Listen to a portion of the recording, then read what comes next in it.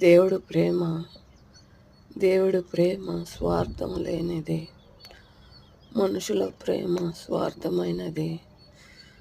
దేవుడు ప్రేమ మనం రుచి చూస్తే మనం దేవుణ్ణి దేనికన్నా తీయనైనది దేవుడి ప్రేమ, మల్లె కన్నా తెల్లనైనది అని ఉంది.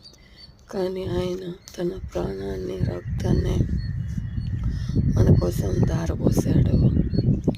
మనం కొన్ని విషయాల్లో మనం రాంగ్ స్టెప్ వేసినప్పుడు మనం దేవుణ్ణి చెడ్డగా అర్థం చేసుకుంటాం.